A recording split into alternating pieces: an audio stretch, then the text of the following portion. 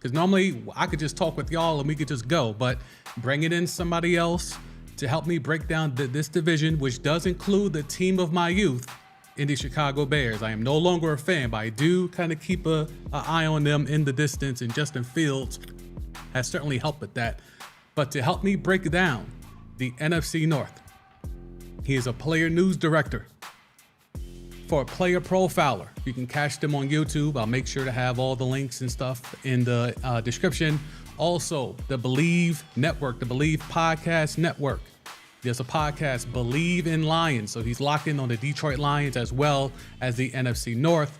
But my guest is Jack Kavanaugh. Let me unmute him and bring him in. Jack Kavanaugh, welcome to the CMD podcast. Thank you. It's such an honor to be back. Such a pleasure to be chatting with you once again. Thank you for having me on, especially for such a great division. Finally, It's competitive. It's competitive. We finally got Aaron Rodgers up out of his division, and now, we can actually talk about all the teams having a chance to potentially win this division. But I think just to kind of start us off here, the NFC North, as you just said, there's a lot of interesting storylines here. There's a lot of teams that are at play here. There's a lot of fan bases of teams in this division that are interested in this season. Walk me through how you think that this division will play out. Well, the reign of terror from Aaron Rodgers is over, first and foremost, which we are all thrilled to see. And that has made it pretty much wide open. We see the Lions take a step forward. They were one of the hottest teams, if not the hottest team in the NFL to end the season last year. Them and the Jaguars, but the Lions, of course, beat the Jaguars. So we're going to see, can they carry that momentum forward? We're going to see them in prime time kicking off the season against the Kansas City Chiefs. And I believe that they will. I believe that the Lions will win this division, but it's not locked up just yet. The Packers took a big step back, losing Aaron Rodgers. The Vikings took a big step back, lost several pieces on defense. And the Bears took a small step forward.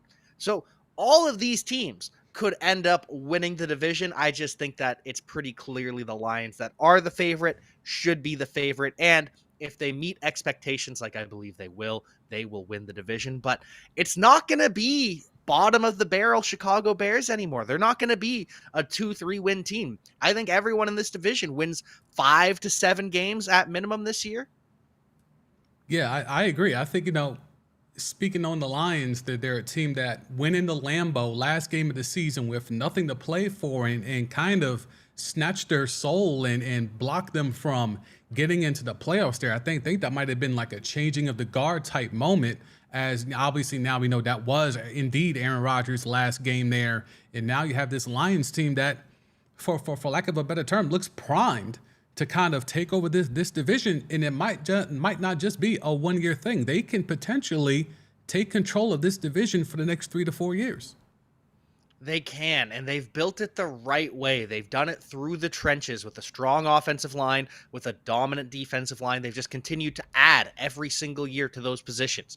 They get Jared Goff, who has exceeded expectations and finally looks like he is the franchise quarterback he was drafted to be. They have Amon-Ra St. Brown to carry the offense. They've invested at the running back position. They drafted a tight end at the beginning of the second round. They invested in the defense, drafting a linebacker, which they drafted him too early, don't get me wrong, but still they added quality talent across the board, especially safety Brian Branch. That might end up being the steal of the draft by all accounts of what we've heard through the preseason. So they're building it the right way. They're a young team, and hopefully, barring something miraculously terrible, they should be able to just continue to build on this year over year over year. Agreed. So, chat, y'all know how we do this. Give me your early predictions. Who will win the NFC North? Let me and Jack know in the chat. Let us know who will win this NFC North. Y'all see the 4 teams listed there: Lions, Packers, Vikings, Bears. But Jack, as I normally do these previews, I normally start with the screen share here, and I kind of bring up the strength of schedule. And it's something where I don't go off of the NFL's strength of schedule. We go by the Vegas forecasted win totals. And if we take a look at this, I thank you. I've had some people in the comments say, well, the NFL says something different. I'm like, well, that's not the right metric. Like there's other ways to get information besides what the shield gives you. But thank you Yeah. for co-signing that. The Lions here. According to this, red is bad, green is easy, right? So the Lions with the 18th, easiest schedule, so we could flip that, say the 14th hardest schedule in the league. Going off the rest of this division, there's a lot of relatively easy schedules when you look at the Bears here, obviously. But I think one thing that stands out more so than anything else is the Lions get in the type of schedule to where if we look at the game totals here, they're projected to win 9.5. Well, the line is set at 9.5. How do you think about that so far in regards to 9.5? Is that too low of a number? Is that too high of a number? Where are you sitting at when it comes to 9.5 being the line set for the Lions? I think that's the perfect number from Vegas. Obviously, I think they're going to hit the over. I believe that the Lions are going to be an 11-12 win team, but Vegas has to hedge some of that risk, right? They can't just put them right at 11 wins, right at 10 wins. It's just not that team yet.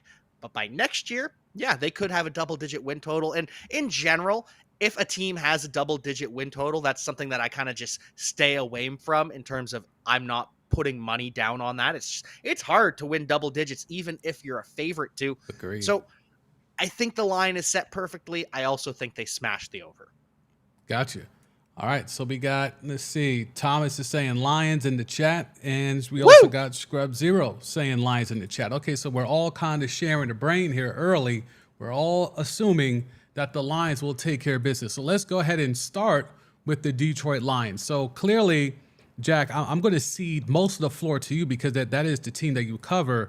But in regards to the offseason, that there's a lot of things we could talk about. We could talk about the surprise drafting of Gibbs in the first round. We could talk about Jamison Williams getting knocked for 6 games and kind of delaying seeing what this offense could look like in totality.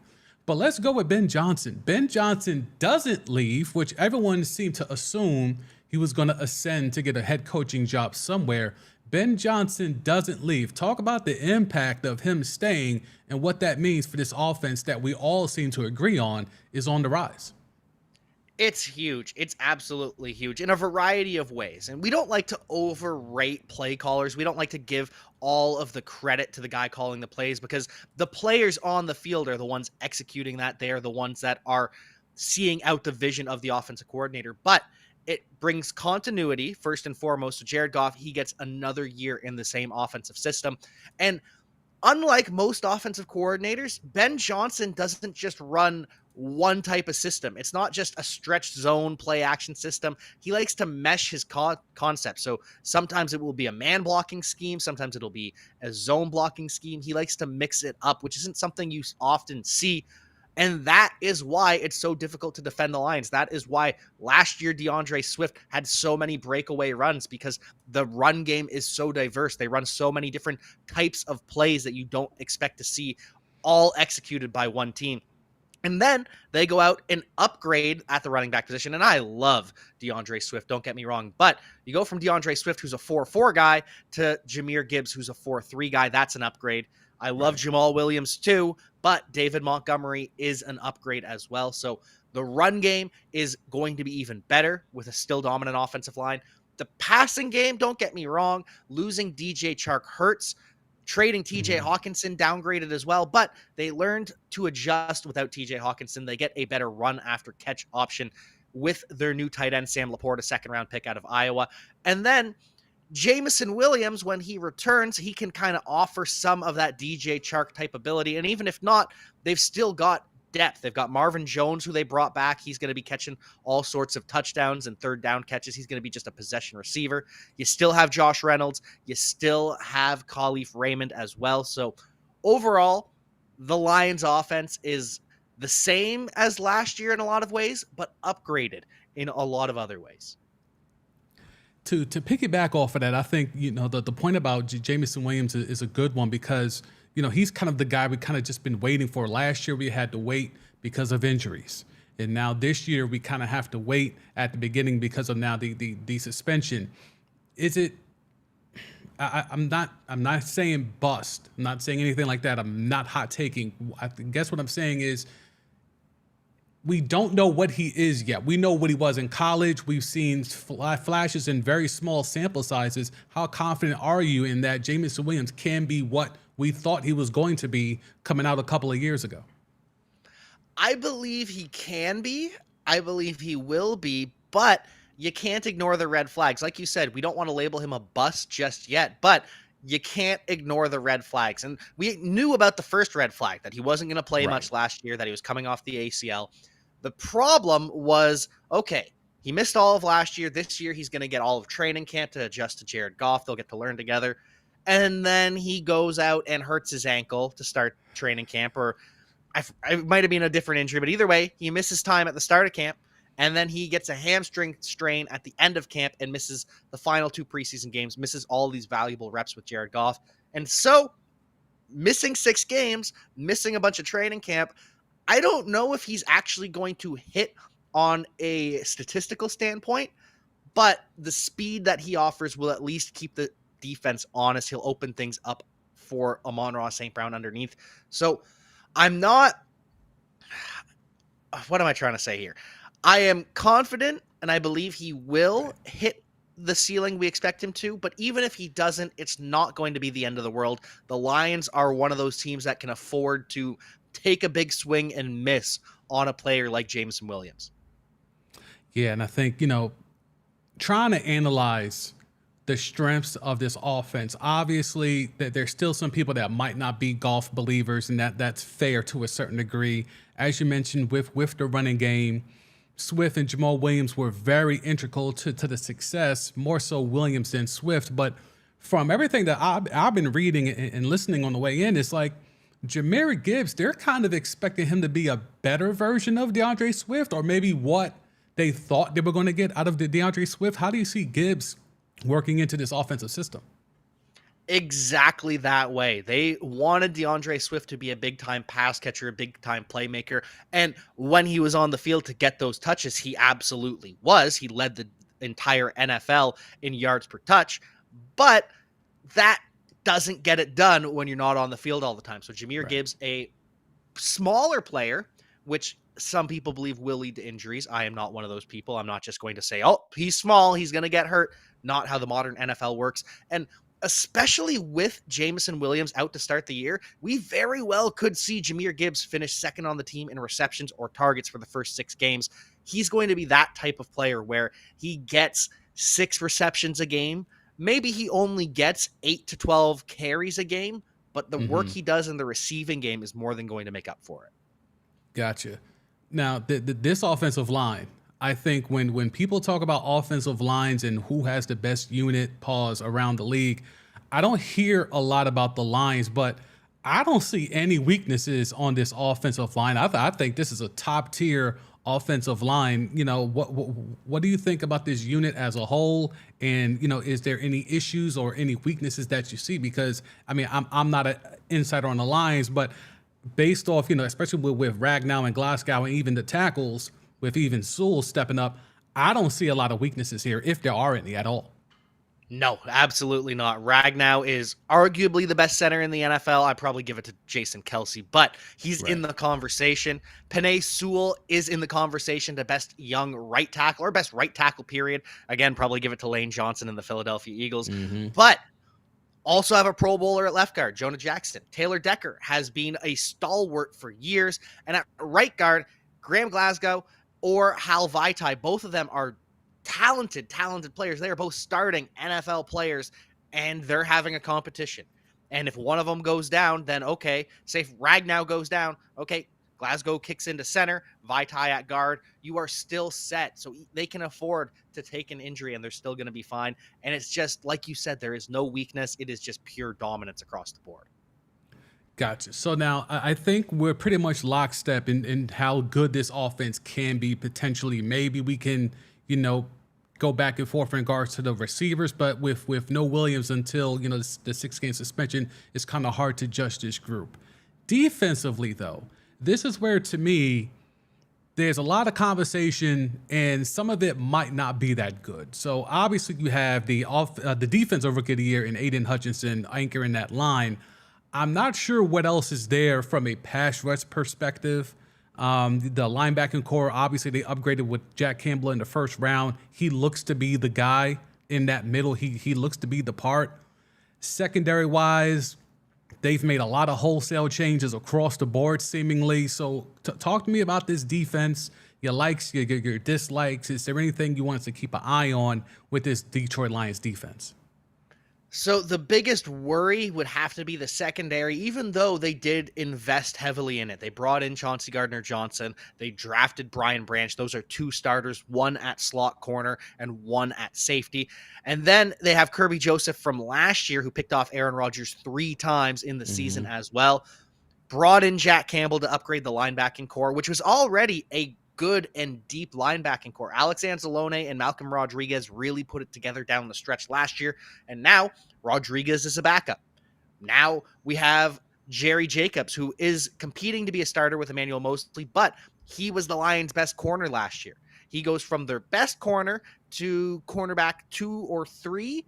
That's an upgrade. And on the defensive line, there's no big names that you see, but aside from Aiden Hutchinson, obviously, but Right. John Kaminsky was quietly dominant last year. Even after he broke his hand, he was playing inside, outside. He was offering the juice. James Houston, who's listed as a backup, who has been treated as a backup this entire preseason, weirdly enough, he was second among all rookies last year in sacks. And so with another step forward from him, the juice from the pass rush is going to be enough. It's not going to be dominant, but it's deep enough that they have starting caliber players across the board at edge rusher. I wish they did a little bit more to address the interior defensive line. They're hoping that Levi Onwuzurike, who was a second-round pick a couple years ago, he can finally put it together. But that's kind of the big hole, is the interior with the defensive tackles. And then if the secondary doesn't shape out the way they plan it to, then we're kind of into some problems there, because it's not very deep in the secondary outside of safety. Gotcha. And when you look at the prospect of, the Packers receivers, they got some very young, dynamic receivers. The Vikings obviously have, Jefferson, and they went out there and got Addison in the draft. The Bears went out there and got DJ Moore, with Mooney potentially coming back. And then maybe they get something out of Chase Claypool. So the secondary in this division, you got to have some dogs in that defensive backfield. Absolutely. And at face value, they do. Chauncey Gardner-Johnson is one of the biggest talkers in the NFL. He is going to get people agitated. It's just going to be, how does he work with a Cam Sutton, who they just signed? How does he work with a Kirby Joseph, who knows the system? He's the one returning starter, aside from Jerry Jacobs, who wasn't a full-time starter. So how do these guys all work together individually? The talent's there. How do they work together in the communication and play on the field? Gotcha. All right, let's see. We'll bring in this looking, and we'll hit the chat. So the chat got the breakdown on the Lions. The line is set at 9.5. Jack and myself are taking that over. What say you in the chat? Scrub Zero saying he's taking the over on the Lions. Okay. Woo! We got Thomas in the house. What's up, Thomas? Aaron Glenn should be a head coach soon. Okay, I like that. He definitely has stepped up here, especially as I didn't think he had that in him. As someone that was forced to watch a lot of Jet games growing up, I saw a lot of Aaron Glenn, but I never imagined him being a coach. But he certainly looks the part. He absolutely does. He walks the walk and talks the talk too. People around the league love him. And obviously the defense hasn't reflected in previous years what he's capable of, but he has caused this defense to overachieve, to overperform the sum of its parts. Still hasn't been great, but hopefully this is the year it becomes great. Gotcha. All right. Magic Man is in the house. What's up, Magic Man? All right. I'm sure he'll be giving us some hot takes at some point. Thomas James, Houston is a dog. Agreed. Yeah. He's a problem in a good way. Yeah. Let's see. Okay. So I think we're set there with Lions. I guess worst case scenario. Can you paint a picture of how, not necessarily it's a disaster season, but if there was a way that this team could underachieve, where's the most likely spot where you could pinpoint where that spot could come back to rue them? It'll be twofold. It'll be the secondary not living up to expectations, as we've talked about. If they are just giving up points in a way that they shouldn't, if they are just being run through by not great passing games like the Green Bay Packers, but if Kirk Cousins is torching them, then that's going to be one of the biggest issues. The other is if Jared Goff turns back into a pumpkin, which isn't something I think is going to happen. But if there's multiple injuries to the offensive line, we've seen how Jared Goff can struggle under pressure, Right. especially with a not stellar receiving core. The beauty of the Lions receiving core is you can just mix and match. You've got all sorts of different body types, different play styles, like a basketball team. Agreed. But if he's under pressure, does that fall apart?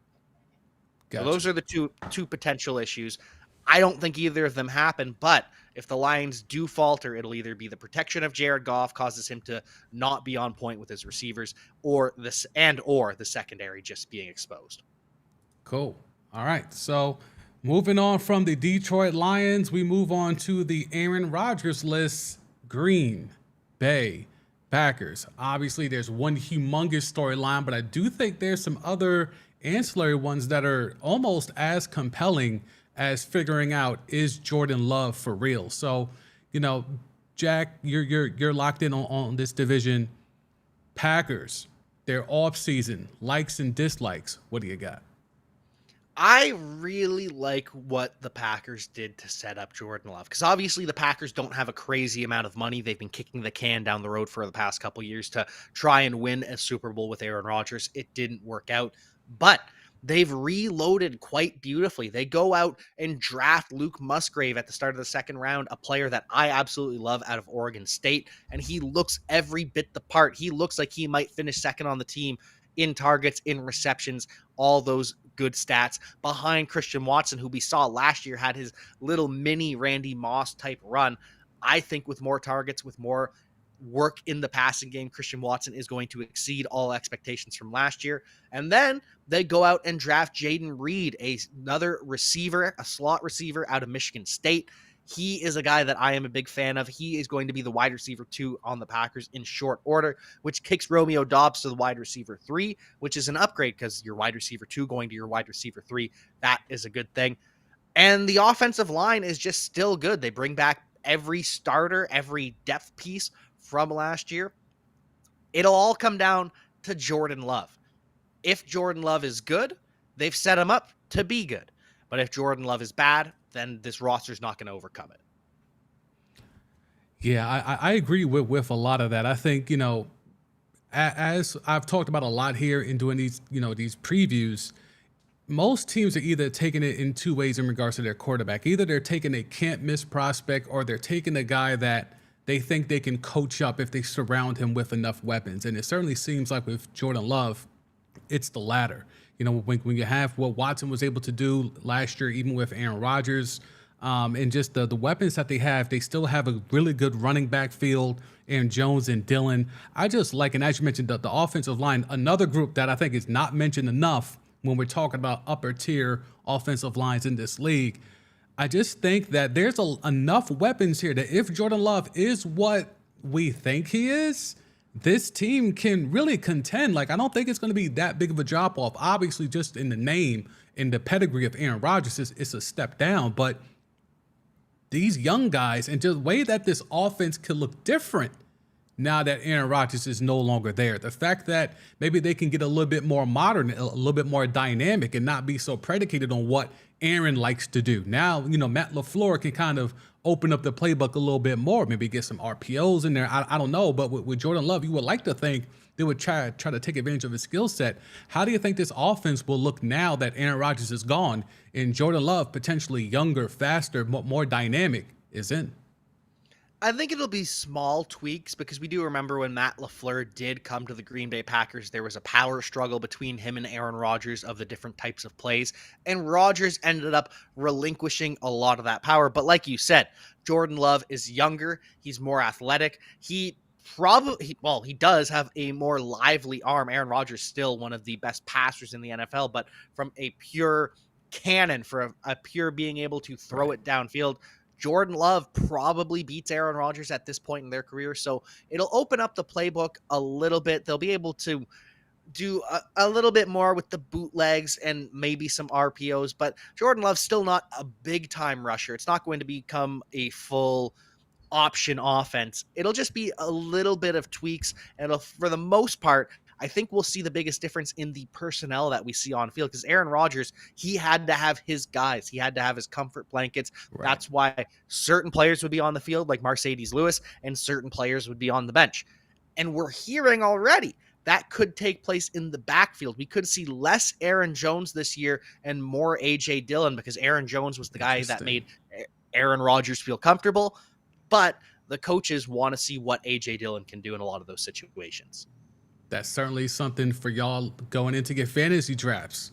You heard what Jack just said. Maybe you don't take Aaron Jones so early because it might be a real serious handcuff with him and A.J. Dillon. I think that's something that's very interesting.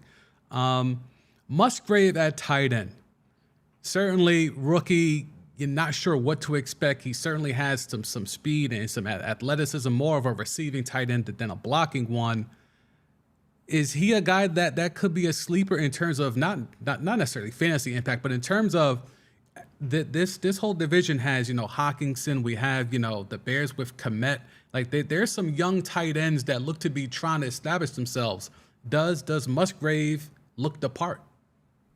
Oh, he absolutely does. He really and truly does. He's already seen his ADP jump about 40 slots in drafts already, and that's just from the preseason. He didn't do a whole lot in the preseason because it's preseason. You don't have to.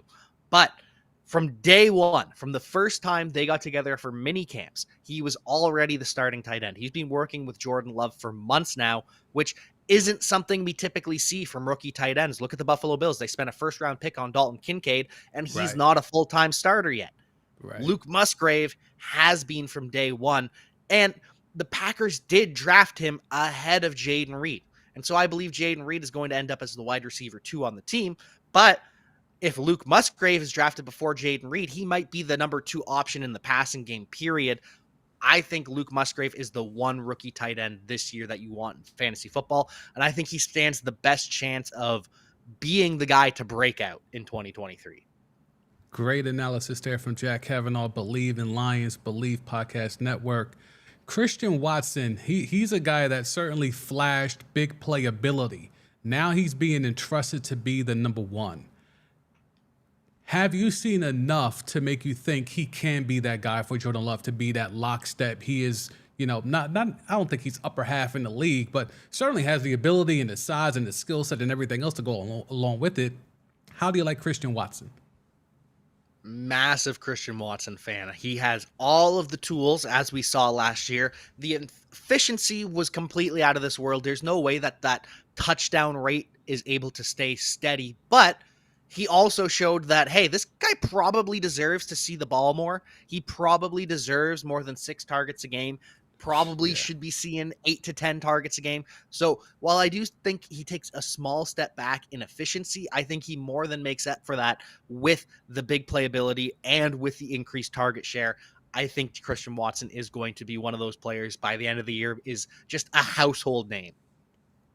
Dope. So I think defensively, I see a lot of names here that I know. I see a lot of names here that I recognize from other teams. And then there's a whole bunch of young players. And I think that this defense is kind of like a mosh-posh unit of some vets sprinkled in with a whole bunch. Obviously, the knock on the Packers especially during the latter half of the Rodgers era, was they didn't really invest on offense, didn't really invest on giving them help. Well, they kept trying to invest on this defense. And, obviously Lucas Van Ness is the standout, being the first-round pick. But talk to me about this defense, because to me, I'm kind of a mixed bag on what I think of this defense. Like, I'm not necessarily mad at the linebacking core. I'm not a fan of any 3-4, but I think in terms of what they've done here with, bringing in some guys off the edge, I'm okay with it. But to talk to me about this defense, because I'm still trying to figure out if I even like this unit or not. So they've got all the talent in the world. There are just some red flags that come with the talent. Rashawn Gary, he was breaking out all over the place last year, and then he tears his ACL. So how healthy is he going to be? How dominant is he going to be? Kenny Clark is one of the best nose tackles in the NFL, but he's a nose tackle. Nose tackles don't make the difference that an edge rusher or a cornerback does. So while he is one of the best at his positions, he's not impacting the game as much as a Rashawn Gary at his peak. Preston Smith, he's been dominant in years past, but he's getting up there in age. Devontae Wyatt, who they drafted last year in the first round, and everyone was upset that they didn't help out Aaron Rodgers. He didn't do anything last year, so they need a big step forward from him. Quay Walker needs to stop getting kicked out of games like we saw in the Detroit Lions game when he ended up shoving that trainer. Stupid. And then there's the secondary. The secondary is dominant when healthy. Jair Alexander, one of the best cornerbacks in the NFL, when healthy, but he missed a lot of time last year. Cornerback 2, Eric Stokes, he's going to miss the start of the season. He's on injured reserve, so now they have Rasul Douglas go from the slot to an outside corner. They bring in Keyshawn Nixon. Those are good players, but it's still a downgrade from what they would typically be. And then it's the safeties. That is the biggest worry for the Green Bay Packers. Agreed. Darnell Savage got benched last year for Rudy Ford. Rudy Ford ends up getting benched again for Darnell Savage. Now those are the two starters because Adrian Amos ends up walking in free agency. So I don't know. I don't know. They have all the talent in the world, as I said, but there are just some massive red flags. This could be a dominant defense, or this could be one of the worst in the NFL. Yeah, I think specifically that backfield, that defensive backfield, as you mentioned, Jair Alexander, nobody is concerned about him. But as you said, if he can't be on the field, then what good is all that talent? But yes, those safeties, I mean, I'll hot take here. This might be the worst starting safety tandem in the league. I'll have to go back and check, but out of all the previews I've done of damn near every other division except the North, I don't think I've seen a worse potential starting tandem than Ford and Savage here. It's really bad. Yeah, they're down there. Shout out Jonathan Owens, though. He is married to Simone Biles, so at least they've got that going for him. He got that going, yeah, for sure. He won there. He may get burnt, but he won off the field. So I'll go ahead and take a look here at the over and under the win total for the Green Bay Packers. 7.5. I think that's a little low. So I'm tempted to take the over there because I think the Jordan Love transition isn't going to be as rocky or won't take as long as people expect it to be. But Jack, what do you think? Over, under 7.5 for the Green Bay Packers? I'm taking the over. I think this is an 8-9 win football team. I do not think it's a 10-11 win football team, but I also don't think it's a 6-7 win football team. I think it is a slight over. I'm less confident in the over hitting than the Detroit Lions over hitting, but I'm not willing to disrespect the Packers that much. They took a step back, but not that big. Gotcha. All right, chat. Y'all know what to do. Let us know in the chat there. Over, under 7.5 for the Green Bay Packers. Are you taking the 7.5, which, is the favorite, but a small favorite, or are you going to take the even money and try to cash in on that under? Let us know in the chat. So I guess to wrap this whole thing up for the Packers, Jack, trying to figure out the longevity of this core group. Obviously, it's a transition. Mercedes Lewis out. Randall Cobb is a Jet. Like Alan Lazard is a Jet. So obviously, Aaron Rodgers tried to get some of his guys to go with him. As the roster turnover, we certainly see it on the defensive side of the ball. And there are some young pieces from the skill set position for the Green Bay Packers. But the next couple of years, where do you see this Packer roster in terms of transition? Do you see some of the old guys maybe moving on because they are riding it out for Rodgers? Or how do you think they're going to do the roster construction in this post-Aaron Rodgers world? I think it'll be a slow retooling. Guys like Preston Smith will be on his way out eventually. Kenny Clark's probably going to be a Green Bay Packer for life. David Bakhtiari, the left tackle, the all-pro for years, he's probably going to end up walking, if not next year, the year after that. So I think we're going to see things like that, but I think we're going to see guys like Christian Watson sign second contracts with the Green Bay Packers. Jaden Reed is going to be there for at least 4 years. Aaron Jones probably ends up on the way out, and AJ Dillon's a free agent next year. So I think they'll in 2-3 years they'll have a new running back. But the wide receivers, Jaden Reed and Christian Watson, will still be there. The Packers want Jordan Love to still be there. And on defense, Rashawn Gary, I believe, is going to sign an extension shortly. Jair Alexander's there for years. So the core is going to be there. We'll see some of the veterans change, but that's just the nature of the game. Gotcha. All right, we'll check the chat. Let's see. Corey's in the chat. Can't play Dallas every week, Christian Watson. Okay, he is our resident Cowboy fan, so he remembers a lot of those deep balls that Watson was able to catch time after time. Let's see. Scrub Zero, I got the over for the pack, but that's a tough line. Okay, tough line, 7.5. Okay.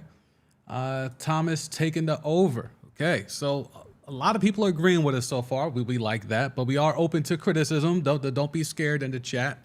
Let's see, where should we go? We're gonna go with the Vikings next. So we go from a team in transition to a team that is, I think, trying to figure out, is this the last ride? Certainly with question marks with Kirk Cousins and will he be back? There was rumors of him potentially being traded for Trey Lance during the offseason. We know how that worked out, but the Minnesota Vikings, gone is Dalvin Cook. There's a lot of tinkering being done. Brian Flores comes in as the DC. Walk me through how you think the Vikings offseason has gone. I think it's been a really good offseason for what it is. The Minnesota Vikings, they were one of those teams that they kept kicking the salary cap can down the road year after year with Rick Spielman. He ends up getting fired alongside Mike Zimmer. They bring in Kwesi Adolfo-Mensah alongside Kevin O'Connell, and they decide, hey, we've got a pretty good roster here. We've got all of the pieces. Let's go all in for one more year, see what we can do. And it didn't work out. And when it didn't work out, the Vikings said, okay, this is the time where we are going to be bad and not be terrible, but we are willing to not make the playoffs this year. We are willing to have a retool kind of year and see who ends up sticking around. So they bring in a bunch of free agents on 1-year deals, short-term deals. They bring in edge rusher from the New Orleans Saints, Marcus Davenport. He signs a 1-year deal. And if it works out, he's going to be there long-term. He's going to be playing for them for years. They bring back Harrison Smith on a reduced salary. They redo Danielle Hunter's contract. They take a bunch of pay cuts from a bunch of different veterans to say, hey, we've got to get the money in order. And then after this year, if you prove you are part of our future plans, then we're going to re-sign you because we're going to have excess money to throw around next year. So I think recognizing that, you're able to say, okay, well, the offensive line has some holes there, and the defense has gotten worse than last year.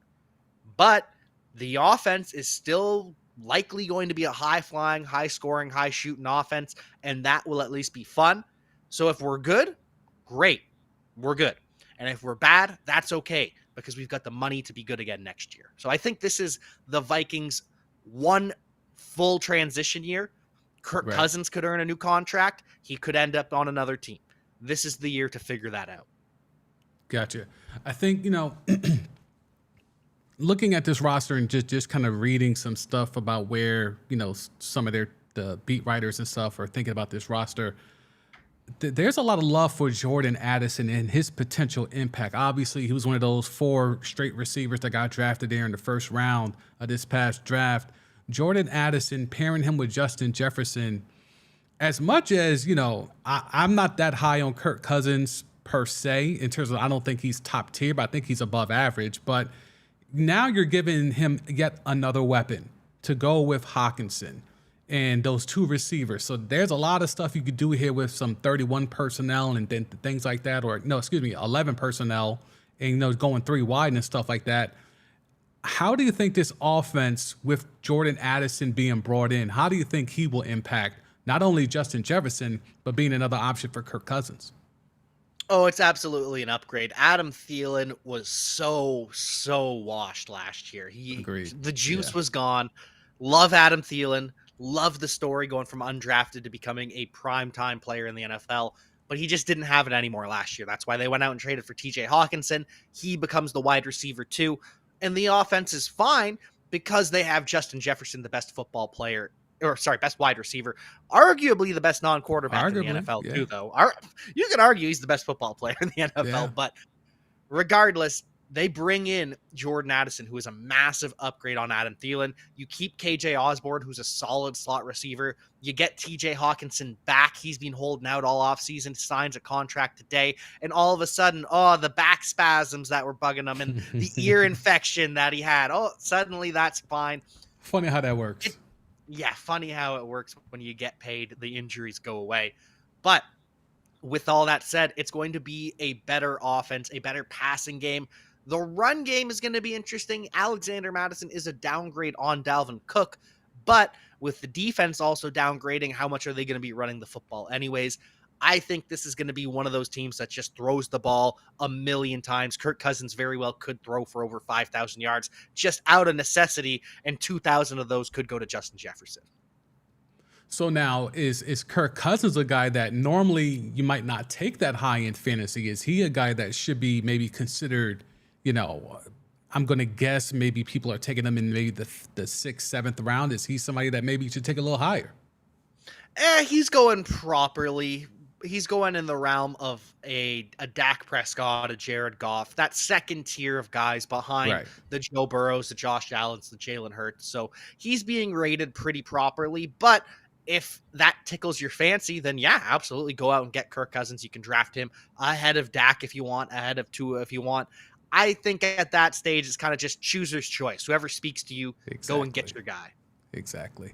So you touched on the run game. So obviously Dalvin Cook is gone. Madison is the guy. So some of the stuff that I read was saying how they're going to try to do more of a balanced offense. But to your point, why do that when you have Jefferson, Addison, and then Hawkinson back in the fold? Like, it just doesn't make sense to me, to try to act like you're going to, have a more balanced run attack. But then why the hell did you let Dalvin Cook go if that was the game plan there? So to me, I think it's a lot of smoke. I think, to your point, Jefferson, Addison, Hawkinson, I think 11 personnel should be the base set for this offense. Let them cook. Let Kirk Cousins air it out. If this is going to be his last year, he's going to want to, put up all the numbers he can to get one last fully guaranteed contract from some sucker team out there. So I agree with you 1,000%. Like, they need to air this thing out. I think that's the strength of this entire team is the passing game, because with a guy like Justin Jefferson, who, as you said, arguably could be the best player in the league, I think you have to take advantage of that at every opportunity. Yeah, absolutely. You just have to feed Justin Jefferson the ball. If he becomes the first wide receiver to go for 2,000 yards, no one bats an eye, because he is just that special of a player. Agreed. So defensively, as you mentioned, they have made some upgrades. The defensive line, I'm okay with. Daniel Hunter is certainly a guy that is a stalwart. Davenport, who you mentioned, they bring over from the Saints. He's been nicked up at times, but when he's on the field, he can certainly go. This defensive backfield, though, and this is becoming a recurring theme. This defensive backfield, it's hard to find a good secondary, but it seems like this division doesn't really have a lot of competent back four play. So talk to me about this defense, your likes, your dislikes. Where do you stand with this Viking defense with new DC, Brian Flores? So I love Brian Flores. I love that they have gone from Ed Donatel, who is just one of the most passive defensive coordinators in the NFL, to Brian Flores, who brings that aggression, who's willing to blitz, who's willing to do crazy stuff just to see if it works. We saw it work plenty of times with the Miami Dolphins. Even when they didn't have the personnel, they still were able to overachieve because of Brian Flores. And I think that's what they are hoping happens. They just don't have the horses, especially in the secondary. Harrison Smith, still elite, still one of the better safeties in the NFL, but he's more of a box safety. He's going to be blitzing. He's going to be helping in the run. He's not the deep center fielder that's going to be making life miserable like Kirby Joseph did for Aaron Rodgers last year. That's not his game. And then when you have your best safety, your best secondary player as a box safety, that kind of doesn't help your corners, who need all of the help. All of the help. Byron Murphy's great, don't get me wrong, but a Caleb Evans versus Mekhi Blackman versus Andrew Booth, that is a scary proposition. Andrew Booth wasn't good last year. Caleb Evans didn't play a whole lot last year.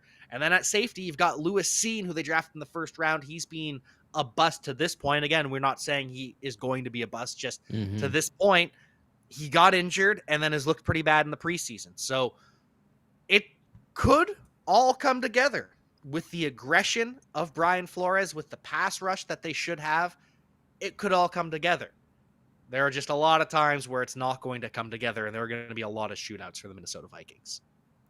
Yeah, I think to your point, the fact that Brian Flores has been able to have the ability to, as you said in Miami, but certainly even back when he was in New England, to find guys to apply pressure, whether it's through scheme or, what have you. I think that there was a stat about how in Miami that the second year, not the first year, to get like 14 different dudes had sacks. So clearly he's able to scheme up a way to apply pressure. As you mentioned, you don't have to have that, dominant edge rusher, to be able to get guys that can get home. So I like what Brian Flores on paper can do. If he can do it with this unit, then certainly he will earn his keep. But I think the Vikings, obviously with the stacked offense, the defense, not so much. So this clearly, to me, will be their Achilles heel. So let's go ahead and check out their win total over under 8.5. 8.5 over under. A lot of people heavy on the under as of right now, on the over as of right now. Low juice on the under. Jack, what are you thinking here? 8.5 for the Vikings, over under. Yeah, this is one that I'm not going to be betting on personally, because like the Packers, I said they're over 7.5 because they're an 8-9 win team. The Vikings are also an 8-9 win team. Right. And 8 is below 8.5 and 9 is above 8.5. So this is the perfect line for the Minnesota Vikings. They're going to be within half a game of this over under, and just whichever half you choose. I tend to go towards the over, but that's just human nature. Everyone wants to pick the over. Right. With the Minnesota Vikings, flip a coin. If it's heads, go over. If it's tails, go under. This is just the perfect line. And that's why Vegas has all them nice, pretty expensive casinos out here. It's because of lines like this, because you don't know where to go. So I do agree with you. I'm staying away from this one in real life, but just for the sake of the timeline T, I like juice, so I'll go ahead and take the under, only because I think minus 140 is a little bit too much for a line that close. So I'll just try to take the juice there. But chat, you let Jack and I know over under 8.5 for the Minnesota Vikings. Let us know in the chat. Let's see. Let me come over here. All right, let's see what we have here in the chat. Corey's tapping in with Green Bay. Okay, he's going at 9 to 10 wins. Ooh. Okay, so yeah, you're kind of stuck too on the line. Okay. Thomas, Vikings need a better defense. Yep, we kind of just broke that down. Thomas also a Saint fan, so he's letting us know that Davenport is injury prone. Yep, we touched on that a little bit. AB's in the chat. Can't trust Cousins. I mean, trust him to be what? Like, I don't think the Vikings have, like, Super Bowl aspirations this year. Last year was the year, and they had so many, well, I won't say fluke wins, but certainly one-score victories that, they kind of just rode that momentum as long as they could, and then the Giants put them out their misery. So I don't think any team actually looks at Kirk Cousins and say, we're a Kirk Cousins away from winning a Super Bowl. Yeah, you can trust Kirk Cousins to keep you good enough, to keep you in the hunt. I agree. And that's what the Vikings are hoping for. Exactly. Thomas J. Ward, let the youngin play DBU. Okay, so he's also a LSU guy, so he knows all about that. Let's see, Scrub Zero. I think I'll take the under for the Vikings, but I'm not betting any of my money on it. Yeah, I think I think as a chat, we're all just staying away from the Vikings there. All right, let's see. Well, let's go ahead and tap into the team of my youth, a team that people have been hitting me on the side, asking me, are you going to come back now? We have a team now. We have a quarterback now. We have a wide receiver now. And I've told them, you're not fooling me. You're not tricking me. I don't believe it. But for the sake of this stream, we will tap into the monsters of the Midway, the Chicago Bears. So obviously, They lucked into the number one pick. Thank you, Lovey. They were able to flip the number one pick to go get DJ Moore, who walks in to being the best receiver they've had since Brandon Marshall. And now, with Justin Fields, who ran for over 1,000 yards, showed some good, strong arm ability down the field, not less so in the short game, but certainly a good deep ball pause. But the defense was so horrible. The defense was so bad, and that's not what you would expect from a Chicago Bear franchise. So, Jack, help me figure this thing out. The Bears are actually exciting on offense, but trash on defense. What type of Chicago Bear franchise is this now? It is completely backwards from what we've seen for years, but I think at least they've made the right moves to get the defense closer to average. I still don't think it's going to be a good defense, but it's going to be good enough. And on offense, it's going to be fun. Justin Fields has the ability to rush for over 1,000 yards. I don't think he needs to this year. I think with the offensive line improvements, and Justin Fields is always going to be a quarterback that brings pressure onto himself. He does like to hold the ball, and sometimes he's under pressure when he shouldn't be because of it. But you also get the special plays from that.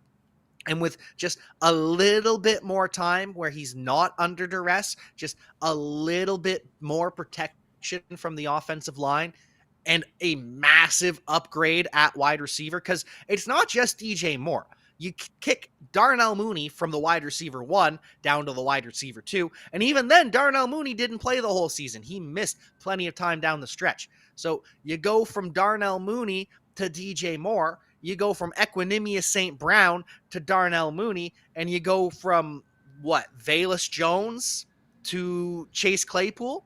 Right. That is an upgrade across the board. And they also added a second tight end in Robert Tonyan. He can do a lot of the same things that Chase Claypool can in the slot. So it just adds to the versatility that the Chicago Bears have. You go from, at times, Equanimous St. Brown as your wide receiver 1 to him being your wide receiver 4-5.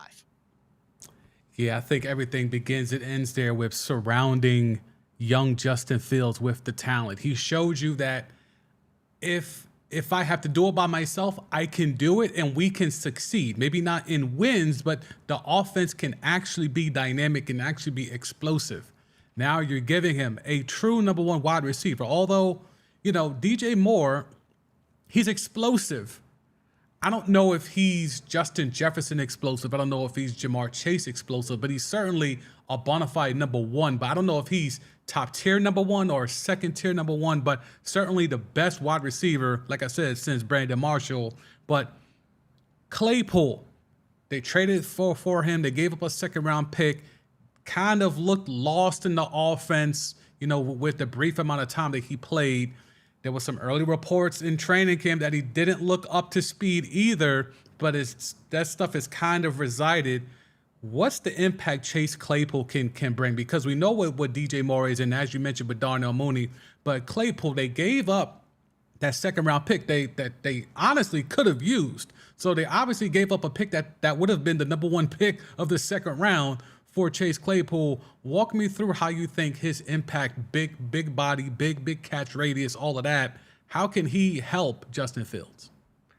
It was a bad trade, but it's one that we have to live with now. Yeah. It was a mistake. They could have got Joey Porter Jr. at the top, like the Steelers ended up doing. Yeah. But that being said, Chase Claypool is still one of the best wide receiver 3s in the NFL.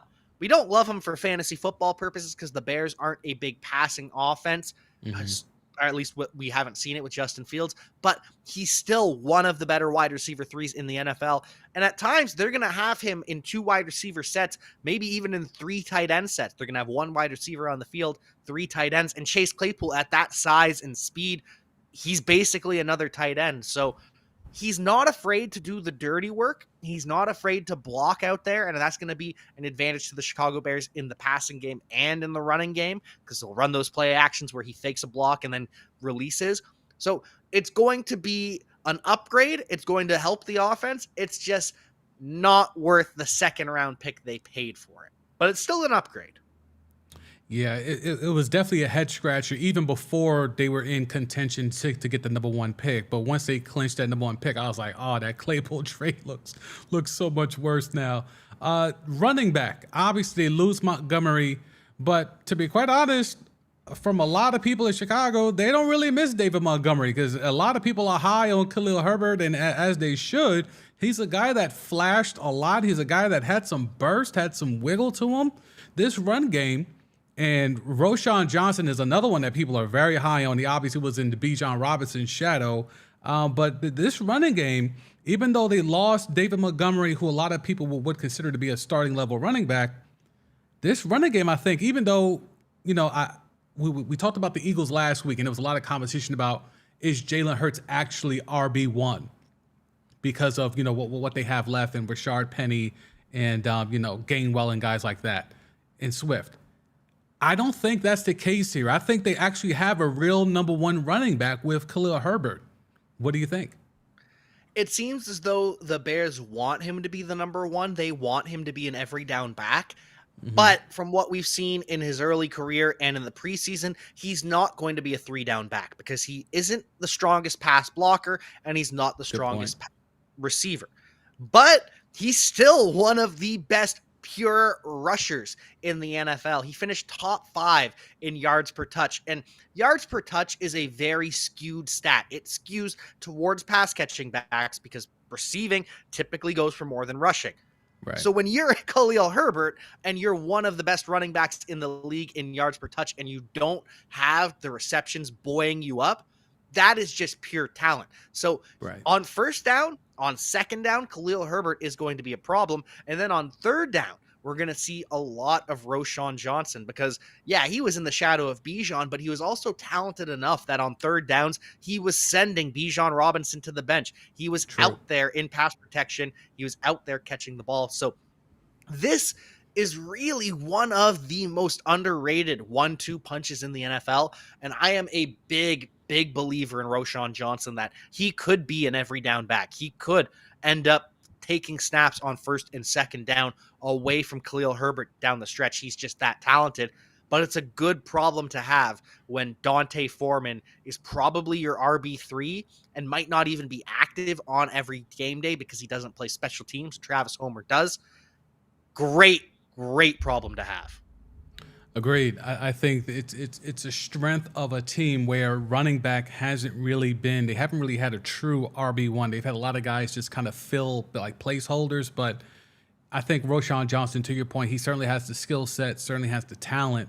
I think he's a guy that maybe 2-3 years from now, maybe even late this year, he could be the guy on the field more so than not. This offensive line, though, certainly they made the investment with Darnell Wright. They bring in Nate Davis. The plan was to have Cody Whitehair at center, but it was some, I believe Jenkins got hurt there at guard, so they had to slide over Whitehair. Braxton Jones he certainly had a rough year last year, but he looked the part at times, so they're going to go ahead and invest in him at that left tackle spot. This offensive line, I think Darnell Wright's the key there, even though he's at right tackle. Talk to me about this offensive line. It's certainly a good run blocking unit, but with Justin Fields, he has that elongated release. It's not the quickest release, so he needs time back there in the pocket. Can this O-line give him enough time? They did the right things this offseason because the 2 highest paid offensive tackles in free agency got way overpaid. Mike McGlinchey for $20 million to the Chicago Bears defense would have been a bad decision. Much better to wait and get Darnell Wright in the draft. And instead, they go out and sign Nate Davis, much cheaper to get a guard than it is to get a tackle. And so that was the correct decision. Unfortunately, it doesn't pan out. They were planning to move Tevin Jenkins to left guard. He's going to miss the start of the season. And like you said, Whitehair has to play guard. Lucas Patrick has to play, which they were hoping he wouldn't. But they made the correct decisions. It will be better than last year, even though we don't want to see Lucas Patrick on the field. We'd rather see him on the field than Sam Mustipher, who was one of the worst offensive linemen in NFL history. So brutal. It's better. It's an upgrade. It might not be quite enough. Justin Fields might be running for his life at times, but it's enough of an upgrade that he's not constantly going to be running for his life. Agreed. The one question mark I have, Cole Kmet has been a guy that is kind of a coulda, shoulda, woulda, kind of been waiting for him to take a step. You could blame it on the QBs. You could certainly blame it on the lack of weapons to create space for him to operate. But Jack, I've been told so much of how he's got the size to be a red zone threat, and I just haven't seen it. And now they got to bring in the ageless one and Mercedes Lewis to kind of maybe coach him up on how to be that red zone threat. And then you mentioned Tunyon earlier, but Cole Kmet is a guy that looks the part, appears to be a part, has the size, the skill set to be the part, but it just hasn't worked out. Is it time? I don't know what his contract, is, but I think if we don't see anything substantial from him this year, they have to look at that going forward as a position of need, no? Oh, I've got some bad news for you. They just extended Cole Kmet earlier this offseason. They signed him to a 4-year deal, over $10 million per year. And I agree. I think Cole Kmet is... The Bears will bear. He's a guy. He is a starting caliber tight end in the NFL because he is a solid blocker and he's a big guy and he can catch the ball. He's just not a difference maker. He's not special. He is just a starting caliber tight end. He is tight end 16-ish in the NFL, which is fine enough. But like you said, you can absolutely upgrade. Unfortunately, it doesn't look like the Bears are going to be upgrading for the next couple of years because they've signed him long-term. Nasty. Absolutely nasty. And with so many tight ends being taken, so many of the more modern style tight end being drafted into this league, the fact that they would invest in a guy that just kind of looks to be more of a blocking tight end, occasional receiving threat, it just is a silly move to me. Bears will bear. Anyway, so defense. I think they were last in pass defense and damn near next to last in rush defense. They've made some improvements in the linebacking core. They went out there and got Ngakoue late in training camp. But it's just this line is just not that good. The back four is not great. It's a lot of holes here. You see all the investment. They drafted the 2 defensive tackles in the 3rd round. I just don't see a lot here. I think Ngakoue kind of saves Ryan Poles a little bit because they had no intentions of upgrading anything off the edge. So at least they have somebody who can penetrate off the edge. But the tackles don't impress me. The linebacking core is okay now. I think they made some good upgrades in Edwards and Edmonds, but I just don't like a lot of what I see here. What do you think, Jack? I think they are making the correct decisions, but it's going to take time to pay off. We saw last year they drafted Jaquan Brisker and Kyler Gordon. Those were great draft picks, but it's still a first-year safety and a first-year corner. That takes time to develop. Same with this year. They drafted Tyreek Stevenson in the 2nd round.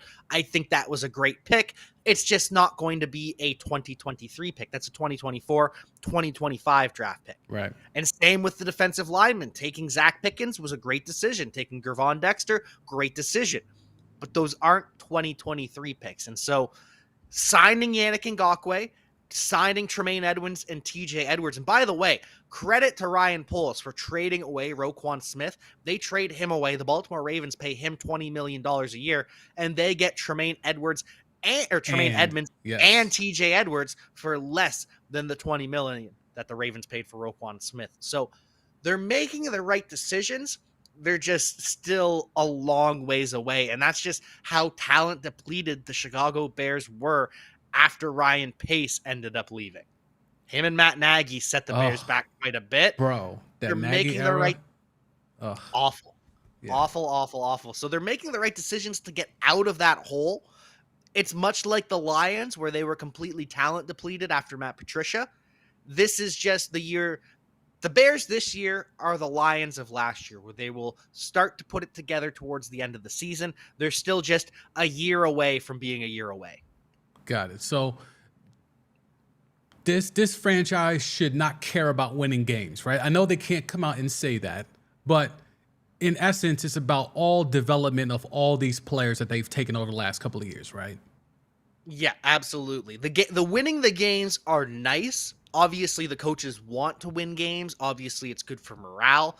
but that's not the most important thing. The most important thing is developing that young secondary, developing those young defensive tackles, protecting Justin Fields, and letting him grow with this offense. Those are the things that matter more than wins and losses this year. And then next year is when the wins and losses will actually matter for the Chicago Bears. Gotcha. So let's go ahead and slide over to the win total. Win total for the Chicago Bears. Ooh, 7.5. A lot of people taking the over. A lot of people believing in Justin Fields. Little juice there on the under. 7.5. I will let you go first, Jack, because I got to think on this one. I think that the Chicago Bears are still a 6-7 win team, so I will be taking the under on the Chicago Bears, but I am willing to be pleasantly surprised. If the Bears end up finishing second in the NFC North, if they're able to beat the Minnesota Vikings and the Green Bay Packers, I'm not surprised if they hit the over. I just think they're a 6-7 win team, not a 7-8-9 win team. Gotcha. You know what? I think I'm also going to take the under. Decent little juice there. I'll go ahead and take the under. Okay, chat. For the last team in the NFC North, let us know. Over, under, 7.5 for the Chicago Bears. Let me get this lined up and go ahead and hit the chat. Let's see. Scrub Zero, the Bears offense should be better, but I don't know if their OC is a guy we can count on to maximize those boys.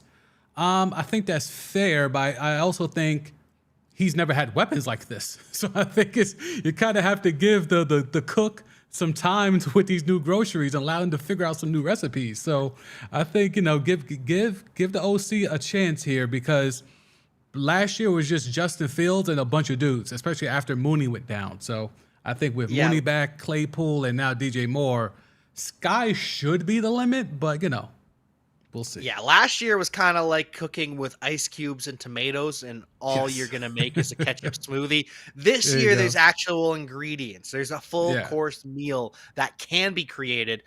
Just depends if they burn it or not. Agreed. Thomas, DJ Moore is solid. I think he's a second tier number one. Yeah, I'm kind of leaning that way. What do you think, Jack? You agree? Yeah, okay. He's not on par with Justin Jefferson, Jamar Chase, Cooper Kupp, all those guys, but he is in the conversation with, I'd put him behind CeeDee Lamb, AJ Brown, but he is that type of player that can be a dynamic wide receiver one. I'd put him above the Amari Coopers of the world in that second tier. Gotcha. Let's see. Scrub Zero. That's the Bears for you signing. Good, sorry dudes. Cole Kmet. Yeah, Cole Kmet, man. That's just that one's rough. He's fine, and the Bears don't need fine players. Correct. Agreed. And Scrub Zero, I want to take the over because I don't like seeing the Bears being bad, but I got to go under because they have to prove it at this point. I think that's fair, and as Jack mentioned, the focus is not really on winning, and nor should it be. It's about coaching up these guys, seeing what you have in Justin Fields. If Justin Fields plays well, and even if the young guys don't necessarily pan out, I think Bear fans will just take that. Oh, we got the quarterback. Fine. If that's all 2023 defines is we have the quarterback. We thought we had it in 22. Now we put some weapons around them. We've seen it. Now we know we got one. I think Bear fans will be just satisfied with just having that question answered for them. Absolutely. It's like we've been talking about. This is the year that they are the 2022 Detroit Lions. This is the year where the hope returns to the Chicago Bears fan base, and hopefully next year, maybe they're not as competitive as we expect the Lions to be this year, but they're in the playoff conversation rather than a laughingstock. That is the goal. For sure. Hey, well, look, that wraps up the NFC North divisional breakdown. Jack, there's been a lot of wraps that we've done here. We've touched on all the divisions here now officially, just going over just around the league. Like what is something you think that people need to be aware of just outside of this division? Maybe, 1 point in the NFC, 1 point in the AFC. In the NFC, I'm going to go with the Dallas Cowboys. The Dallas Cowboys might have one of, if not the best rosters in football. The offensive line has stars across the board. CD Lamb is a bona fide wide receiver one. They get Brandon Cooks, who, like we keep talking about, he pushes wide receiver two, Michael Gallup, to wide receiver three. Brandon Cooks is a legit wide receiver two. Dak Prescott, yeah, he led the NFL in interceptions last year with 15.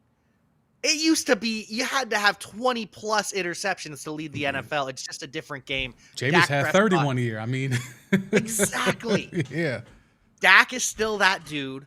The offense, losing Kellen Moore did scare me, but it kind of seems like Mike McCarthy learned from his mistakes with Aaron Rodgers trying to micromanage everything and is now saying, hey, Dak, you're going to call the offense in these preseason games. You're going to be the offensive coordinator because you're going to be the offensive coordinator in games. You're going to have more freedom. And so if that's the case, I think it's going to work out.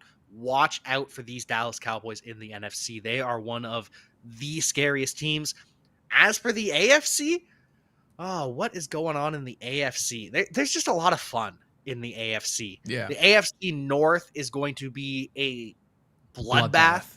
There you go. See, sharing a brain. It's crazy. It is, but they're so good. Joe Burrow returned to practice earlier today. Lamar Jackson rightfully got paid. They changed the offense with Todd Monken. So look for, just watch the AFC North. Kenny Pickett taking a step forward this year. I'm excited. I'm just excited about the AFC in general. It's a much better division than the NFC, and it's going to lead to a lot of fun. Agreed.